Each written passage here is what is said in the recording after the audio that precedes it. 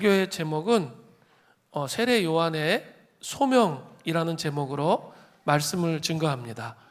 소명에 대해서 이미지 성경사전을 찾아보니까 소명, 부르심은 특정한 과업이나 역할로 사람을 부르시는 하나님의 행위입니다 라고 되어 있습니다. 그리고 영어로는 vocation, 콜링이라고도 합니다. 이 청교도들은 하나님의 부르심, 이 소명에 대해서 두 가지 범주로 분류했습니다. 일반적인 소명, 1차적인 부르심이죠. 과 특별한 소명, 2차적인 부르심입니다. 일반적인 소명, 1차적인 부르심은 모든 그리스도인들에게 향하시는 소명이에요. 내 안에 그리스도의 형상이 자라나서 삼위일체 하나님과 친밀한 교제 안에 들어가도록 그 부르심을 입는 것, 그 모든 그리스도인들이 다 가지고 있어야 할 가장 중요한 1차적인 부르심이면서 일반적인 소명입니다. 그러나 2차적인 부르심은 특별한 소명이라고도 하죠. 각자의 삶의 현장에서와 각 교회의 상황에 따른 부르심이 있는 거죠. 각자 각 가정에서의 부르심이 다 다르잖아요. 약간씩 차이가 있잖아요. 또 직장에서, 사업에서의 부르심도 달라요. 또 교회마다 다 특색이 있잖아요. 그리고 부르심이 다릅니다. 그 부르심을 따라서 살아가는 특별한 부르심, 2차적 소명이 있다는 거죠. 두 가지 중에 먼저 강조되어야 할 것이 있다면 사실은 1차적 소명, 일반적 소명 부르심이 먼저 강조되어야 합니다. 일반적 소명을 통해서 특별한 소명을 깨닫게 되는 거죠. 아니, 관계가 없는데 특별한 소명부터 깨달을 수가 없죠. 그것은 자기의 야망일 수 있죠. 특별한 소명을 완수하는 삶을 살아갈 수가 없어요. 그러니까 1차적 소명이 엄청나게 중요한 것이죠. 그 소명이 정리되어 있을 때 특별한 부르심, 2차적 소명을 주시고 그 소명을 완수하는 자의 삶을 살아갈 수 있게 된다는 거죠. 오늘 본문은 세례 요한의 이 특별한 소명, 2차적 소명에 대한 이야기가 나와요. 함께 살펴봄을 통해서 우리의 1차적, 2차적 소명을 새롭게 하는 그런 시간이 되기를 간절히 바랍니다. 누가복음 3장 1절부터 2절 전반절에 보니까 디베레 황제가 통치한 지 15해 곧 본디오 빌라도가 유대의 총독으로 헤롯이 갈릴리의 분봉왕으로 그 동생 빌립이 이두레와 드라고니 지방의 분봉왕으로 루사니아가 아빌레네의 분봉왕으로 안나스와 가야바가 대제사장으로 있을 때 상당히 여러 사람들이 딱 등장하죠. 세례 요한이 나오기 전에. 누가 등장해요? 황제, 로마 황제가 디베레였고요. 그 다음에 유다 지역의 총독이 누구였죠? 빌라도였습니다. 그리고 헤롯 대왕이 다스렸다가 이제는 그 아들들이 나누어서 다스리고 있어요. 헤롯 대왕에서 이제 셋이 나눠졌죠. 헤롯 안티파스, 갈릴리 지역의 분봉왕이죠. 빌립, 루사니아, 이렇게 셋이 나누어져서 다스리고 있어요. 그리고 또 특이한 게 또 하나 나오죠. 제사장. 그 대제사장이 지금 두 사람이에요. 안나스와 가야바를 등장시키고 있습니다. 유대 땅에 영향을 주는 모든 사람을 다 언급하고 있습니다. 자, 먼저 이 디베레 황제는 좀 어떠했을까요? 반도오렌이라는 사람이 이 디베레 황제에 대해서 이렇게 묘사한 글이 있습니다. 이렇게 묘사를 했어요. 디베레 황제는 재능이 많고 야심에 찬, 것까지 좋았는데 잔인하고 호색한이며 파렴치하고 비인간적인 사람입니다 라고 평가했습니다. 디베레 황제는 너무나 방탕한 사람이었습니다. 그는 카프리 섬에서 치과에서 계속 방탕한 삶을 살았기 때문에 사람들은 그가 스스로를 죽였다 이렇게 생각을 했습니다. 로마에 있는 사람들은 그 소문을 통해서 디베료가 살아있음에도 불구하고 칼리굴라를 후계자로 세웠습니다. 그러자 이 디베료 황제가 엄청나게 잔인하게 보복을 했습니다. 그래서 로마 사람들이 디베료를 제거하기 위해서 노력하다가 결국 그를 목졸라 죽여버렸습니다. 유다 땅에도 이러한 지저분한 로마 제국의 권력이 꽉 장악하고 있었습니다. 총독이 빌라도였습니다. 그리고 그 왕은 헤롯 대왕의 아들들이었죠. 수련회 가서 말씀드렸죠. 헤롯 대왕은 유다 지파 출신의 왕이 아니에요.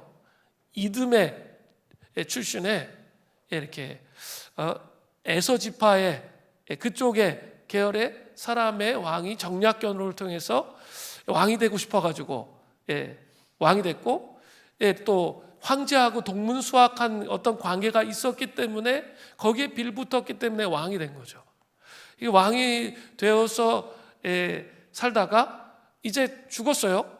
그리고 이제 이 나라를 세 개로 쪼개가지고 헤롯 안티파스, 빌립, 루사니아로 이렇게 나눠져서 왕국이 통치되고 있었습니다.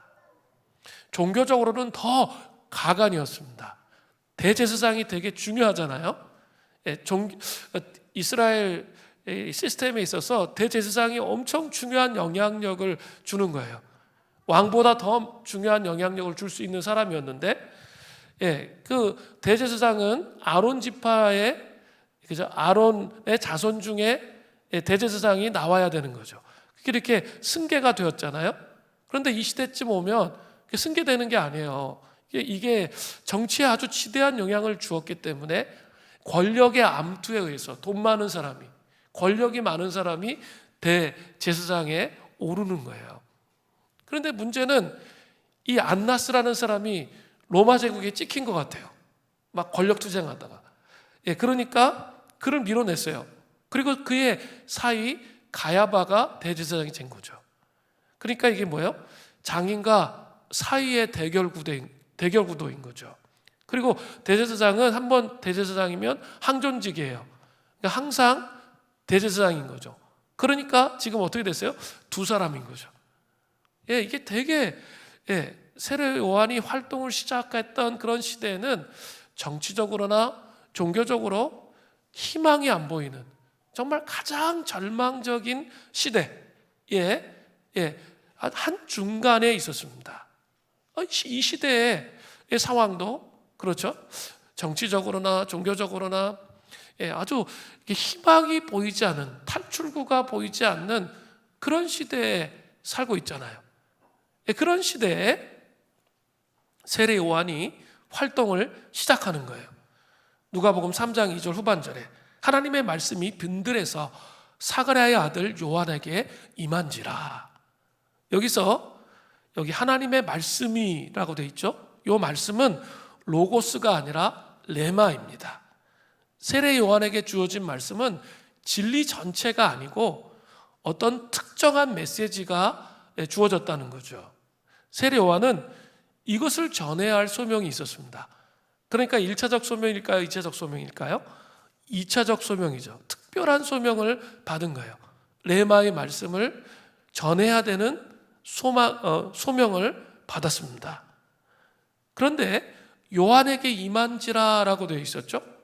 여기서 요한에게는 원어적으로 요한 위에로 번역될 수 있습니다.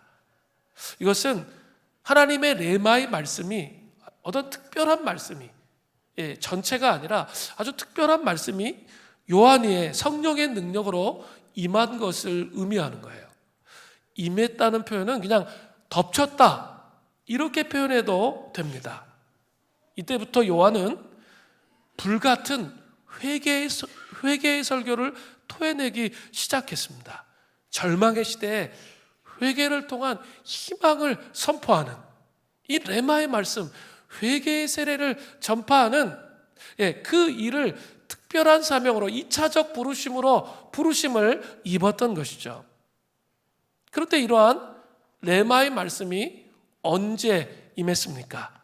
그가 빈들 광야에서 하나님만을 묵상하면서 그분 앞에 거하고 있었을 때였습니다. 세례 요한은 어린 시절부터 광야에서 주님과 교제하는 그런 삶을 살았잖아요. 누가복음 1장 80절에 보면 아이가 자라며 심령이 강하여지며, 좀 아이가 자라며 심령이 강하여지니까 그가 어디 있었어요? 이스라엘에 나타나는 날까지 빈들에 있으니라. 빈들에서 뭐 했어요? 이 하나님과의 관계 안에 들어갔던 것이죠. 하나님을 깊이 추구하고 하나님을 만나는 삶을 아주 어린 시절부터 이 절망의 시대를 준비하는 인격적 관계 안에서 특별한 소명을 받는 그 준비를 했다는 거예요. 1차적 부르심 안에서 2차적 부르심을 그 세례 요한은 준비했다는 거죠.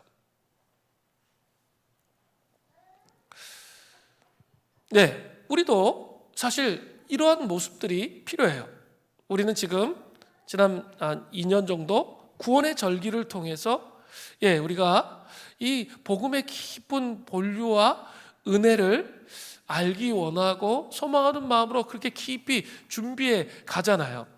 특별히 이 성육신의 절기를 지내오면서, 또 사순절의 절기를 지내오면서, 이 부활의 이 절기를 지내오면서, 또 이제 지난주 목요일이 승천절이었는데 예수님께서 감람산에서 승천하신 날, 부활하신 이후에 승천하신 날이에요. 승천하시고 이제 또 10일 동안 어때요? 성령이 강림하시기를 기다리는 10일 동안의 시간을 갖는 거죠. 그런데 이 승천의 개념은 뭐예요? 이제 예수님만 승천하시는 게 아니라 우리도 예수 그리스도를 믿는 우리도 그리스도 안에라는 개념을 잘 생각하라고 그랬죠. In Christ. 우리가 그리스도 안에 있음을 통해서 하늘로 끌어올림을 경험하게 되는 거죠. 하늘 보좌의 통치로 끌어올림을 경험하는 거예요. 그 하늘 보좌의 통치 안에 계신 누구와 이제 깊은 관계 안에 들어가게 되는 거죠. 하나님 아버지. 그죠? 하나님 아버지와 삼위일체 하나님과 깊은 친밀한 교제와 연합 안으로 들어가도록 지금 부르심을 입는 그런 때에 있는 거예요. 그리고 이제 그 깊은 하늘 보좌의 통치를 하늘로 끌어올림을 받아서 우리가 경험한 후에 이제 삼위일체의 한 위격이신 성령님, 그러니까 성령님의 그냥 어떤 능력이나 권세 자꾸 이렇게만 이해를 하는데 삼위일체 위격이 한 분이시라는 거예요. 하나님이시라는 거예요. 그 하나님과 함께 이 땅에 보내져서 어때요? 이 땅에 보내져서 그 선교사로서 이 땅에 나그네로서 이 땅에서 하나님 나라의 일을 하도록 그 부르심을 입는다는 거죠. 그런데 이 모든 과정이 뭐예요? 어디서 시작되는 거예요? 관계라는 이 승천절의 이 전체적인 관계 속에서 보내심을 받는 거라는 거죠. 그래서 사명이라는 게, 소명이라는 게 하나님과 관계가 인격적으로 깊이 형성되어지지 않으면 소명을 받기가 어려운 거예요. 또 소명을 완수해 가기가 어렵다는 사실을 먼저 기억해야 된다는 거죠. 그래서 이제 세례 요한에게 레마의 말씀이 임해서 그가 살아간 소명이 무엇이었냐는 거죠. 첫 번째는 주의 길을 준비하는 자로서의 특별한 소명이 있었습니다. 구약의 이사야 선지자는 세례 요한의 소명을 언급해 놓은 것을 누가는 인용해서 말하고 있죠. 그게 누가복음 3장 4절부터 6절에 나와요. 선지자 이사야의 책에 쓴 바 강야에서 외치는 자의 소리가 있어 이르되 너희는 주의 길을 준비하라. 그의 오실 길을 곧게 하라. 모든 골짜기가 메워지고 모든 산과 작은 산이 나아지며 굽은 것이 곧아지고 험한 길이 평탄해질 것이요 모든 육체가 하나님의 구원하심을 보리라 함과 같으니라. 세례 요한의 소명은 무엇입니까? 세례 요한의 2차적 소명, 특별한 소명은 무엇입니까? 광야에서 외치는 자의 소리로 주의 길을 준비하는 자의 사역입니다. 메시아가 오실 길을 곧게 하는 그런 사역입니다. 한마디로 메시아가 오는 길을 닦는 공사자의 삶이죠. 메시아 도로공사의 사장의 역할이에요. 그죠? 메시아 도로공사의 사장의 역할을 하는 게 특별한 세례 요한의 소명이었다는 것이죠.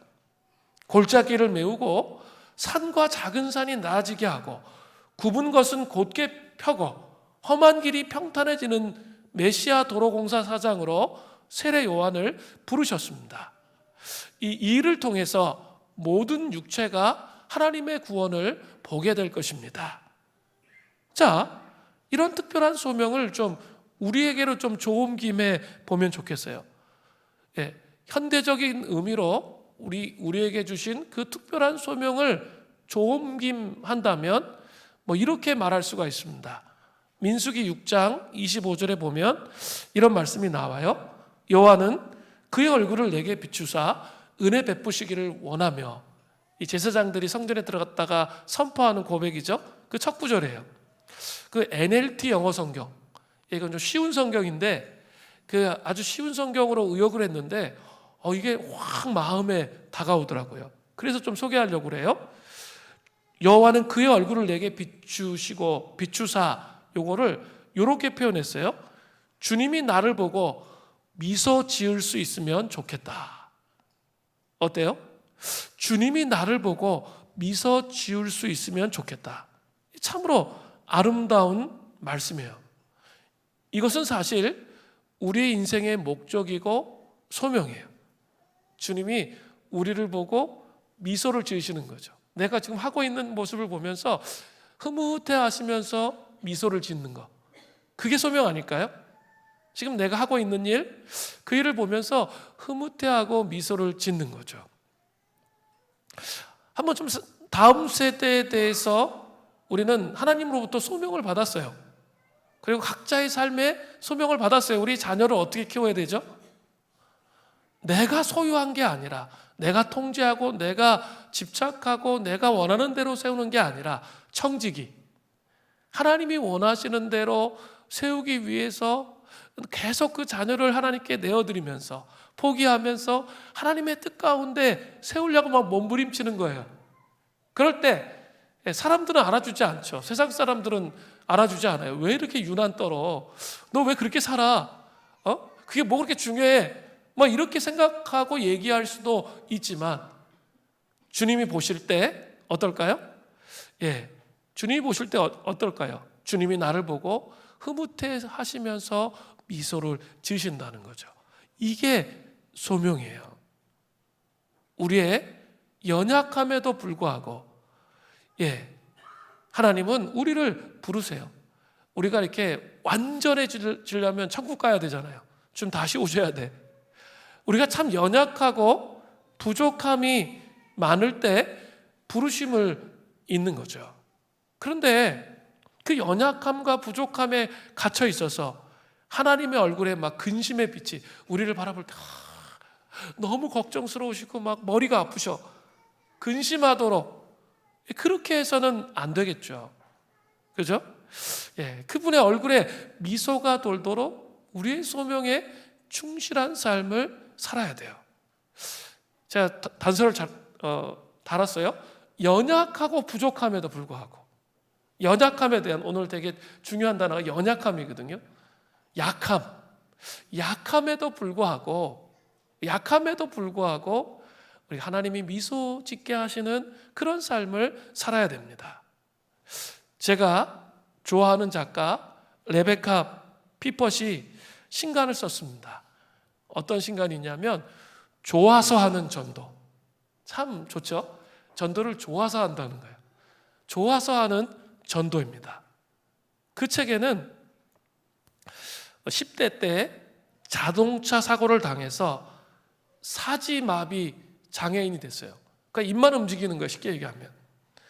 그런 조니 에릭슨 타다라는 사람과의 만남이 나와요. 피폿이 교회에 강사로 와서 피폿의 교회에 교회 강사로 와서 강의하기로 되어 있었습니다.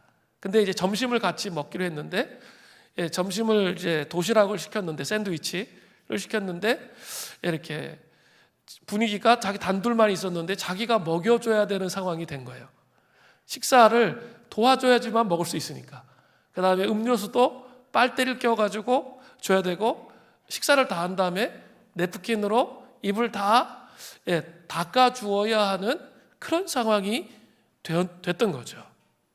그런데 그렇게 하고 나서 레베카 피폿은 이날의 특별한 경험을 늘 생생하게 기억했습니다. 그리고 그것이 커다랗게 삶에 영향을 주었다라고 그렇게 말하고 있습니다.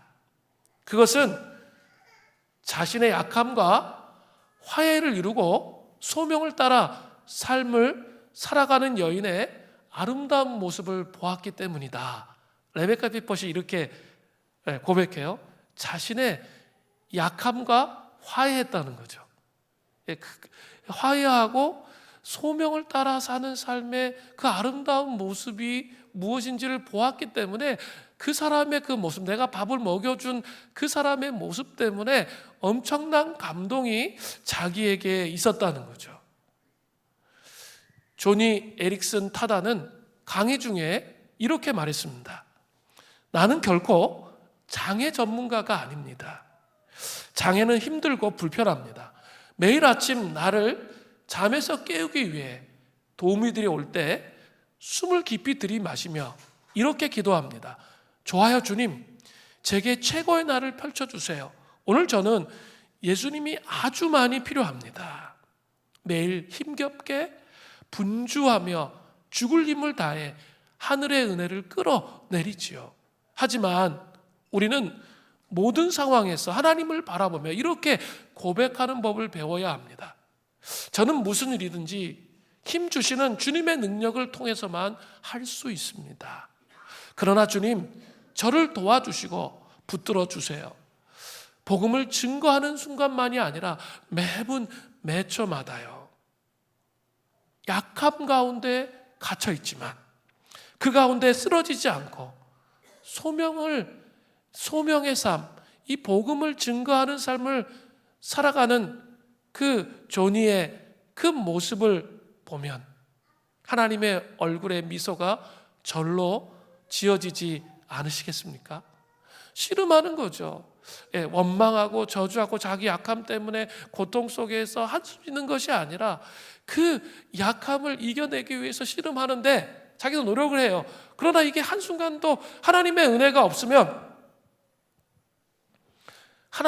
은혜가 없으면 살아갈 수가 없기 때문에 하나님의 도우심을 의지하면서 살아가는 거죠. 뭐예요? 약함 속에 있지만 그 약함과 화해하고 하나님의 소명을 따라 살아가는 삶의 모습이 이런 거라는 거죠. 하나님의 얼굴에 미소를 짓게 하는 그 삶이 바로 이러한 모습이라는 거예요. 그리스도인의 삶은 운명론의 삶과는 다른 거예요. 그죠? 운명을 개척하는 거예요. 그렇게 부르심을 입거든요. 그 은혜가 우리에게 있기를 간절히 바라요. 자, 세례 요한의 구체적인 사명, 메시아 도로공사 사장의 역할은 무엇일까요? 누가복음 3장 3절에 의하면 구체적인 언급이 나와요. 요한복음 3장 3절, 요한이 요단강 부근 각처에서 와서 죄사함을 받게 하는 회개의 세례를 전파하니, 죄사함을 받게 하는 회개의 세례를 전파하는 것이 구체적으로 요한의 소명이에요. 그렇다면 이 회개의 세례를 전파한다는 게 뭘까요? 그걸 좀 살펴봐야겠죠?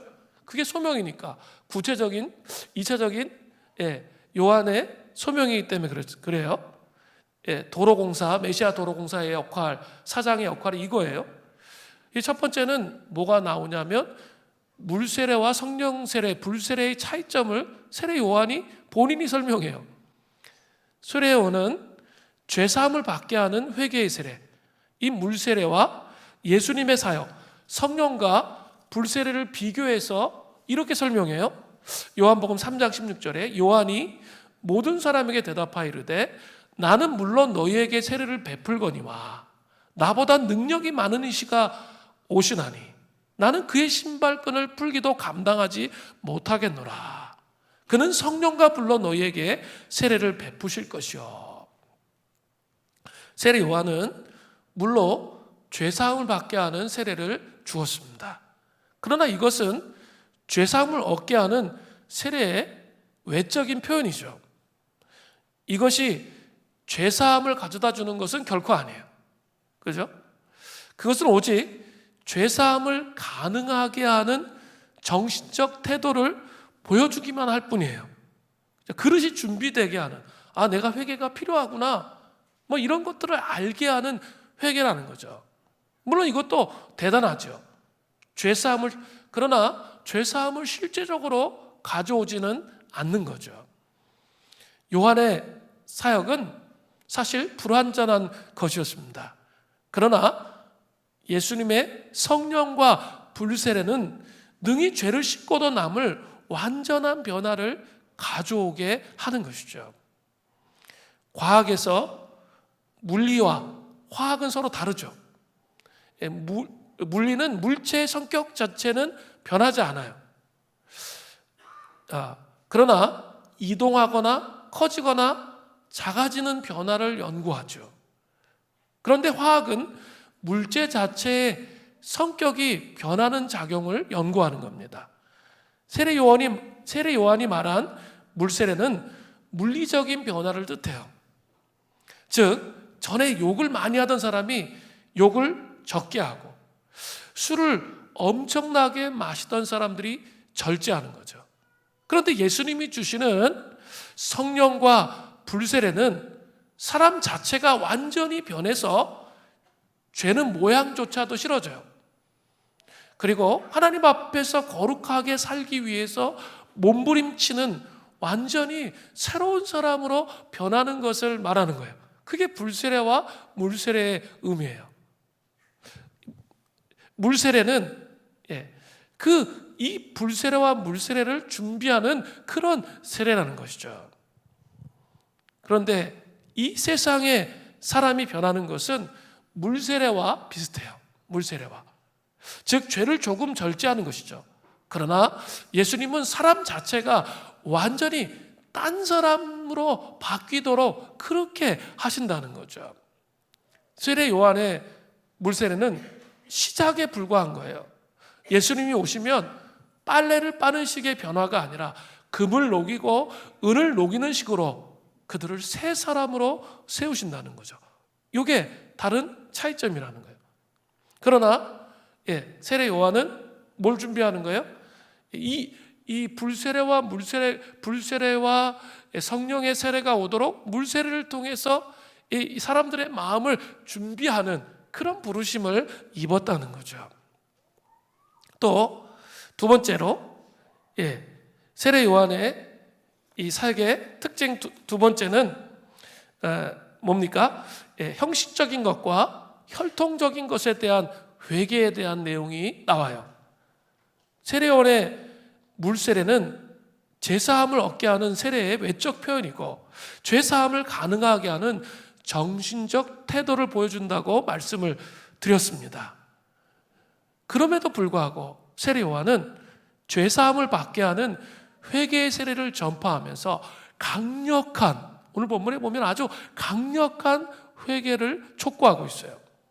세례 요한이 회개를 촉구하는 첫 번째 내용은 뭐냐면 형식적인 삶이에요. 마음은 없는 형식적인 삶에 대해서 강력한 회개를 촉구합니다. 누가복음 3장 7절을 보세요. 요한의 세례를 받으러 나오는 무리에게 이르되 독사의 자식들아 누가 너희에게 일러 장차 올 진노를 피하라 하더냐. 여기서 무리는 마태복음과 요한복음에 보면 바리새인과 사두개인들이에요. 그죠? 메시아가 오시기 전에 이만은 무시무시한 하나님의 진노를 피하기 위해 세례 요한에게 바리새인과 사두개인들이 찾아왔어요. 아마도 이들은 세례 요한이 베푸는 물세례가 어떤 장차 임할 진노를 피할 수 있게 되는 어떤 의식이라고 생각을 했던 것 같아요.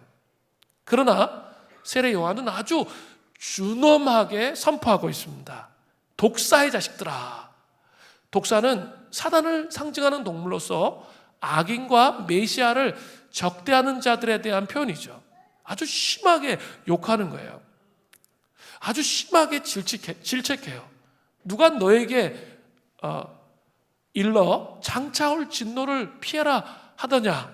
결코 하나님의 심판을 피할 수 없다는 거죠. 그런 의식적인 행위로만 하나님의 심판을 해결할 수 없다는 거예요. 이 말씀은 형식적인 것보다 하나님께서는 마음을 원하신다는 것을 보여주고 있습니다. 중심으로 하나님을 찾고 살아가는 것을 말하는 거죠. 중심으로 회개하는 삶을 살아가는 것을 말하는 거예요. 이것은 소명의 삶에 아주 깊게 적용돼요. 본질은 없어. 그리고 형식만 남아있는 것. 그런 삶을 살면 소명을 이루는 삶을 절대 살 수 없다는 거예요. 소명은 1차적인 것과 2차적인 게 연결되어 있다고 그랬잖아요. 하나님과 관계는 없는데 소명을 이루는 삶, 그건 거짓말이에요. 자기 야망과 섞여 있게 되는 것이죠.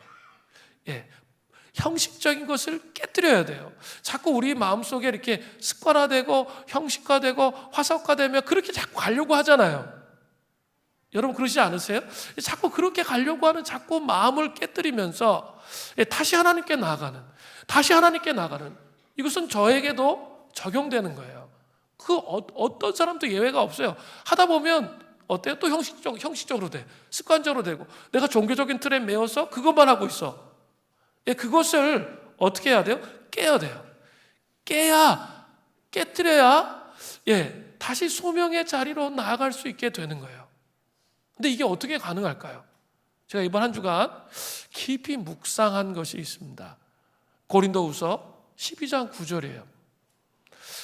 나에게 이르시되 내 은혜가 내게 족하도다.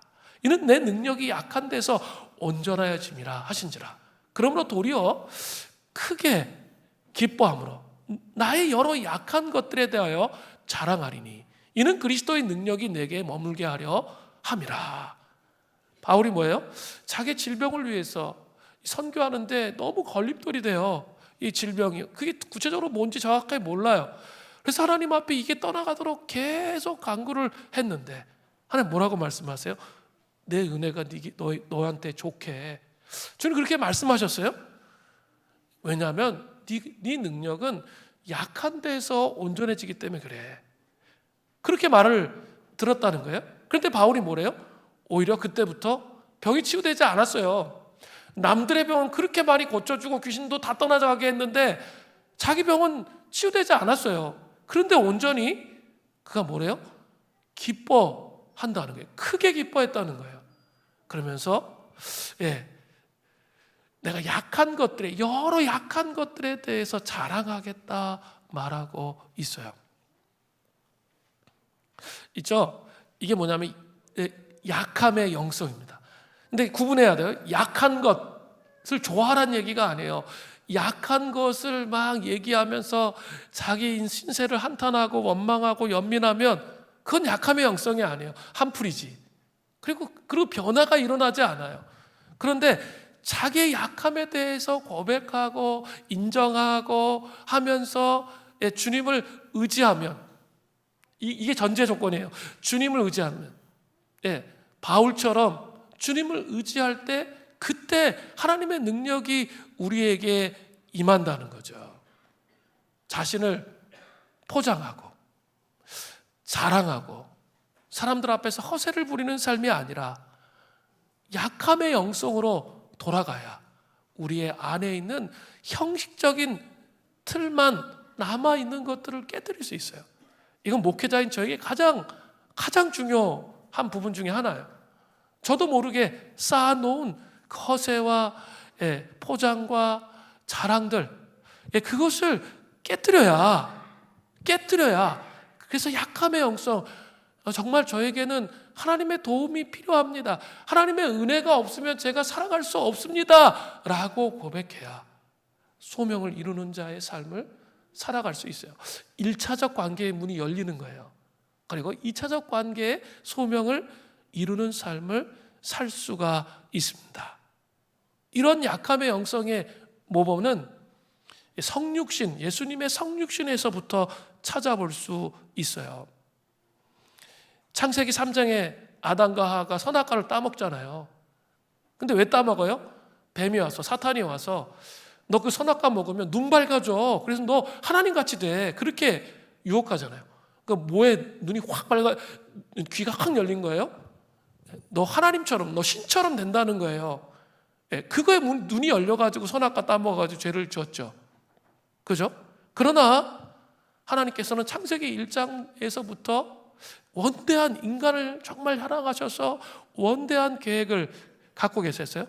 삼위일체의 한 분이신 독생성자 아들 예수 그리스도를 이 땅에 인간의 몸으로 오게 하시는 거예요. 한번 잘 생각해 보세요. 온 우주를 만드신 창조주세요. 통치자세요. 그런데 지금 인간의 몸을 입고 와서 인간의 도움이 없으면 죽어. 젖을 먹지 않으면 죽고, 사람이 돌봐주지 않으면, 똥 싼 거 닦아주고 해주지 않으면 죽어요. 가장 약한 자의 모습으로 온 우주의 창조주가 우리에게 오신 거죠. 그게 가장 약한 인간의 모습으로, 사람의 돌봄을 필요로 하는 그 모습으로 오신 거죠. 그게 약함이에요. 약함의 영성의 키예요. 십자가는 어떻습니까? 인간으로서도 상상할 수 없는, 그냥 노예나 국가 반역죄에 해당하는 사람만 그렇게 처형하는 십자가 형틀을 매이셨다는 것. 그죠? 인간의 가장 밑바닥, 가장 약함을 짊어지신 게 십자가예요. 근데 그 십자가를, 하나님을 따르는 우리도 짊어지도록 되어 있는 거죠. 그러니까 약함의 영성을 자랑하도록, 그 약함의 영성을 통해서 부활의 능력이 드러나도록, 십자가의 능력이 드러나도록, 그렇게 하나님이 원대한 계획을 갖고 계신다는 거예요. 그냥 콧대 높게 자기 잘할 것처럼 생각하면 아무 변화도 일어날 수가 없어요. 인격성은 이 약함을 인정하는 것 속에서, 저에게 정말 주님이 필요합니다 라고 고백할 때 온다는 거예요. 아니, 주님이 필요하지 않는데 무슨 인격성이, 이 약함의 영성을 통해서 인격성이 들어오겠어요? 그냥 자기가 자기 힘으로 잘 살아가는데 주님 필요해요? 필요하지 않아요. 자기의 모습, 자기의 부족함, 그거 갖고 눈물 짓는 게 아니라 그 약함을 가지고 주님께 나가야 돼요. 저는 성육신 금식절기 40일 아침 금식했고, 그리고 사순절 기간에 40일 아침 금식하고, 수련회 가기 전에 또 금식하고, 진짜 이번 수련회 가서 진짜 은혜 많이 받을 거야. 그래서 진짜 실제적으로 은혜를 많이 받았어요. 그리고 진짜 갔다 와서 이제 부흥으로 하나님이 이제 쫙 이끌어 가실 거야. 막 이제 제가 이렇게 경험했던 이제 또 나도 더 차원이 높은 수준으로 갈 거야 라고 생각했는데, 승천절을 맞이하는데 하나님이 이 메시지를 하라고 저를 묵상시키시고 또 저가 바닥으로 내려가는 거예요. 그리고 정말 나는 신적 존재가 아니고 제가 할 수 있는 것은 아무것도 없고 정말 부족하고 문제가 많고 정말 사람을 온전히 사랑할 수도 없고 내 목회자로서 리더십으로 제대로 발휘할 수도 없고 정말 아무것도 가진 게 없는 그런 사람이라는 것을 깊이 알게 하시는 거죠. 여러분 어떻게 생각하세요? 제 생각과는 완전히 다른 거예요. 완전히 달라요. 아니 여러분 직장 가서 특별한 이제 소명을 이루겠다고 갔는데 돼요? 맨 처음부터 돼요? 하나님 그렇게 인도하시는 경우는 거의 없어요. 처음부터는 안 된다는 것을 각인시키시는 거죠, 머릿속에. 그렇게 인도하세요. 그러면서 내가 한없이 약하구나를 알게 하시는 거죠. 그때 인내하면서 예수님께 의탁을 하십시오. 그러면 어떻게 돼요? 다시 하나님과의 친밀한 관계가 생겨요. 그리고 어떻게 이 직장에서 우리 가정에서 어떻게 이 문제를 해결해 가야지가 나오는 거예요. 부부간에 갈등이 있고 싸우고 있단 말이에요. 그것도 내가 이 정도 수준밖에 안 되는구나를 인정해야 돼. 그래야 그 다음 해결책이 나와요. 우리 자녀 정말 잘 세우고 싶은데 이게 안 돼. 근데 그 약함을 인정해야 된다니까. 할 수가 없어요. 그래야 해결책이 나와요. 그게 하나님과 관계 안으로 돌아가는 방법이에요. 세례 요한의 회개를 촉구하는 두 번째 내용은 혈통적인 거예요. 누가복음 3장 8절부터 9절이에요. 그러므로 회개에 합당한 열매를 맺고 속으로 아브라함이 우리 조상들이라 말하지 말라. 내가 너에게 이르노니 하나님이 능히 이 돌들로 아브라함의 자손이 되게 하리라. 세례 요한은 영적 통찰력으로 바리새인과 사두개인이 가지고 있던 그릇된 영적 자만심을 깨뜨려 보았어요. 그들은 아브라함의 자손이라는 이유만으로 구원받을 것이다. 나는 구원이 보장되었다라고 생각을 했죠. 유대인들은 할례 받은 자 중에 지옥에 갈 자가 아무도 없다라고 생각했습니다. 그러나 세례 요한은 단호하게 말합니다. 하나님이 능히 요단강에 널려있는 돌들에게 명령하셔서 아브라함의 자손이 되게 하실 수 있는 분이라고 이야기하고 있습니다. 진정한 하나님의 사람은 회개를 통한 믿음을 소유한 자라는 거예요. 회개에 합당한 열매를 맺는 자들이라는 거죠. 우리는 결코 믿음의 몇 대가 된다는 것으로 구원받을 수는 없어요. 물론 영적 유산은 중요하죠. 영적 유산을 물려받는 거죠. 그러나 그것으로 구원받는 게 아니에요. 우리의 자녀가 우리의 어떤 노력과 행위로, 물론 그거 중요해요. 영적 근면함으로 우리 아이들을 훈련시켜야 되죠. 그것으로 구원받는 것은 아니에요. 그럼에도 불구하고 분명히 알아야 돼요. 개인적으로 자기의 약함을 인정하고 예수 그리스도가 필요하고 예수 그리스도가 자기의 삶 속에 들어오셔야 된다는 개인적인 인격적인 만남이 있어야 변하는 거예요. 그러니까 자랑할 게 없어요. 물론 우리가 아이들을 다음 세대 아이들을 성경적으로 잘 양육해야 돼요. 그 씨름을 해야 돼요. 초대교회 가정 예배를 드리면서 난 뭐 했지? 이런 생각이 들더라고요. 이미 다 커버렸네. 이제 어떡하지? 그런 마음이 드는데 제가 이렇게 물어보니까 우리 사역자들도 다 이거 들으면서 너무 많이 울었대. 다 시간 지났는데 어떻게 해야 될지 모르겠어가지고 참 우리 교인들 너무 행복하고 좋겠다. 이거를 아직도 기회가 있어가지고 이걸 할 수 있으니까 그렇게 생각을 했대요. 그래서 제가 얘기했어요. 뭘 그렇게 생각하냐고. 왜냐면 이제 앞으로 이제 손주들이 줄줄이 나올 텐데 우리 권창희 목사님이 이제 믿음의 3대가 2대까지 가는 것이 중요한 게 아니라 3대까지 이렇게 돌아가야 그 사이클이 돌면서 진짜 신앙이 계승되는 게 무엇인지 알게 된다. 그런 얘기하는데 귀가 확 띄더라고요. 그래. 이제 지금부터는 늦지 않는다. 내가 못 배웠지만 이제 지금부터 맨날 예배 시간 똑바로 앉아 맨날 그런 것만 했지만 이제부터 이제 손주 앞으로 이제 10년 후에 몇 년 후에 낳을 그 손주들을 생각하면서 기도하면서 신앙을 다음 세대 그 밑에 그 다음 애들한테 전수해야겠다. 이런 생각을 하면 되잖아요. 그런데 그렇게 해야 되는데 그럼에도 불구하고 중요한 게 뭘까요? 좋은 툴과 방법이 있음에도 불구하고 그 아이가 개인적으로 예수님을 만나지 못한다면 그것은 아무 의미가 없는 거예요. 약함의 영성으로 주님이 필요하다는 것을 인정하고 주님 앞에 나아가야 그게 의미가 있게 되는 것이죠. 형식적인 것과 혈통적인 것에 대한 회개를 얘기해요. 세 번째는 삶으로 연결되는 회개를 말해요. 죄사함을 받게 하는 회개는 반드시 삶으로 연결되는 회개가 있어야 된다는 거죠. 세례 요한의 강력한 회개 설교를 들은 무리는 이렇게 반응합니다. 누가복음 3장 10절에 무리가 물어 이르되 그러면 우리가 무엇을 하리이까? 그때 세례 요한은 참된 회개라는 것이 무엇인지 가르쳐줘요. 3장 11절에 대답하여 이르되 옷 두 벌 있는 자는 옷 없는 자에게 나눠줄 것이요 먹을 것이 있는 자도 그렇게 할 것이니라 하고, 이 옷 두 벌이라는 건 뭐냐면 고대 근동 지역에서는 밤에 춥잖아요. 그러니까 이 겉옷을 갖고 다녔단 말이에요.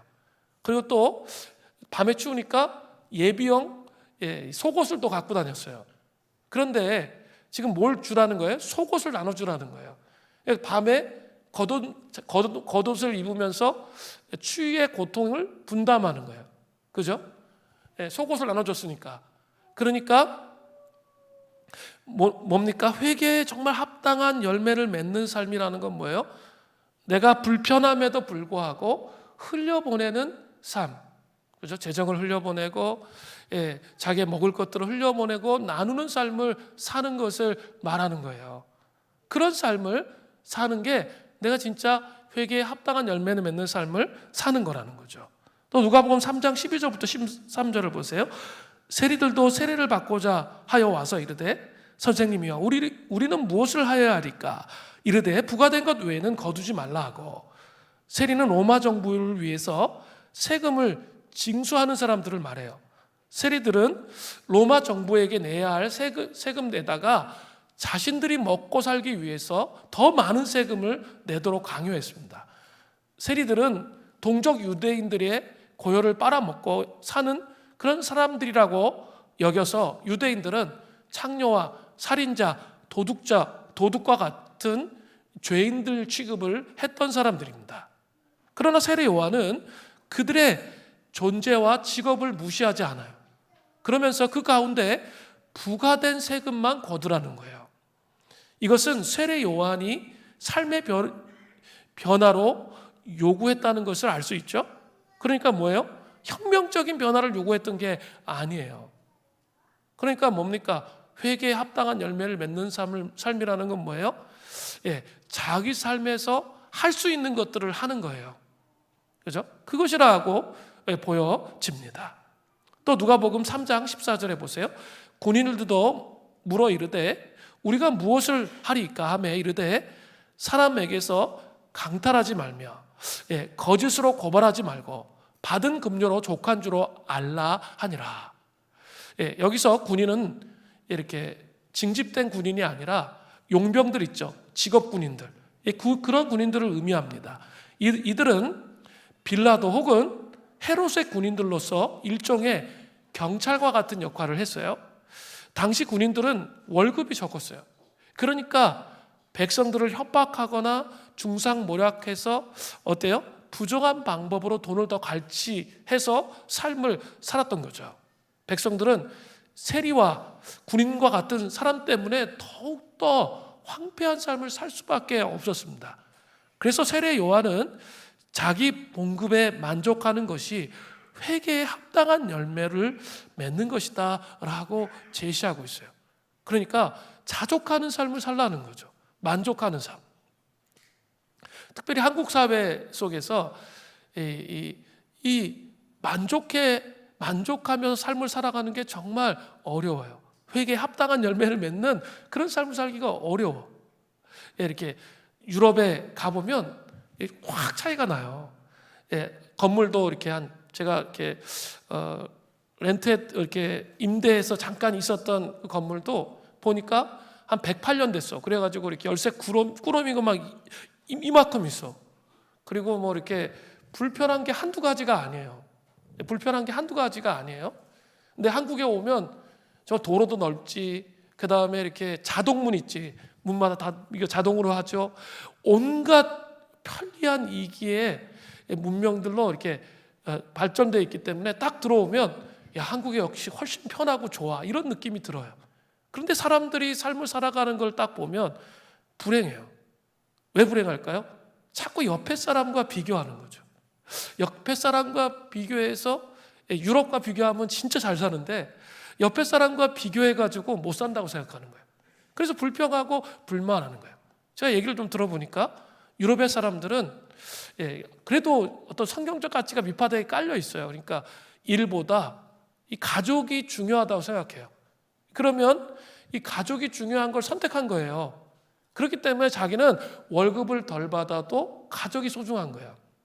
그래서 불편한 삶을 감수하면서 살겠다고 생각하며 살아가는 거예요.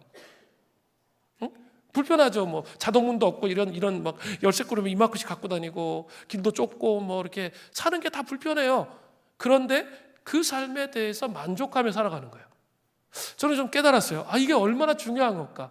어떻게 보면 선택을 하는 거구나.